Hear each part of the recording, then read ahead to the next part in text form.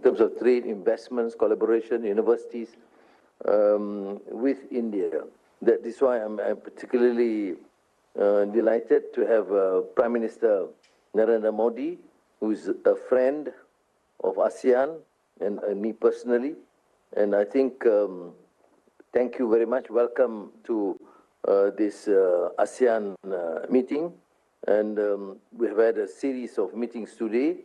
And ASEAN-India dialogue relations for us remain a force for stability, for mutual prosperity, and with your strides in economic advancement in various fields, I'm sure it will be beneficial both to India and ASEAN.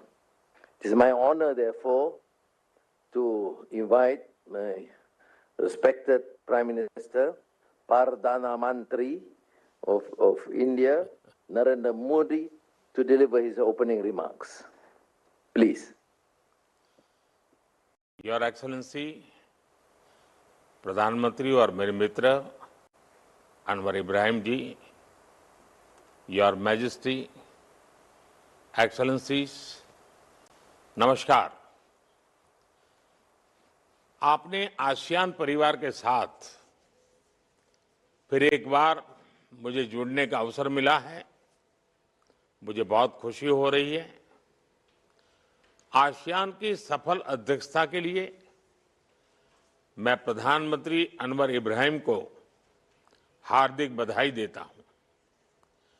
Bharat के country coordinator की भूमिका कुशलता से निभाने पर Philippines के राष्ट्रपति Marcos का धन्यवाद करता हूं और आसियान के नए सदस्य के रूप में तिमोर लेस्ते का स्वागत करता हूं।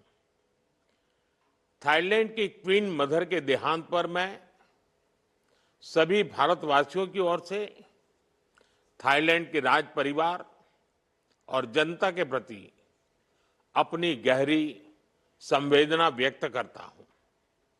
फ्रेंड्स, भारत और आसियान मिलकर विश्व की लगभग 1/4 जनसंख्या को रिप्रेजेंट करते हैं। हम सिर्फ ज्योग्राफी ही शेयर नहीं करते, हम गहरे ऐतिहासिक संबंधों और साझे मूल्यों की डोर से भी जुड़े हुए हैं। हम ग्लोबल साउथ के सहयात्री हैं। हम केवल व्यापारिक नहीं, सांस्कृतिक साझेदार भी हैं। आसियान भारत की एक्ट ईस्ट पॉलिसी का मुख्य स्तंभ है। भारत सदैव आसियान सेंट्रलिटी और इंडो पैसिफिक पर आसियान के आउटलुक का पूर्ण समर्थन करता रहा है। अनिश्चितताओं के इस दौर में भी Bharat ASEAN comprehensive strategic partnership में सतत प्रगति हुई है और हमारी ये मजबूत साझेदारी वैश्विक स्थिरता और विकास का सशक्त आधार बनकर उभर रही है। फ्रेंड्स, इस वर्ष की आसियान समिट की थीम है इंक्लूसिविटी एंड सस्टेनेबिलिटी और ये थीम हमारे साझा प्रयासों में स्पष्ट दिखती है। चाहे वो डिजिटल इंक्लूजन हो या फिर मौजूदा वैश्विक चुनौतियों के बीच फूड सिक्योरिटी और रिजिलिएंट सप्लाई चेन सुनिश्चित करना। भारत इन प्राथमिकताओं का पूर्ण समर्थन करता है और इस दिशा में साथ आगे बढ़ने के लिए प्रतिबद्ध है। फ्रेंड्स, भारत हर आपदा में अपने आसियान मित्रों के साथ मजबूती से खड़ा रहा है। HADR, समुद्री सुरक्षा और ब्लू इकोनॉमी में हमारा सहयोग तेजी से बढ़ रहा है।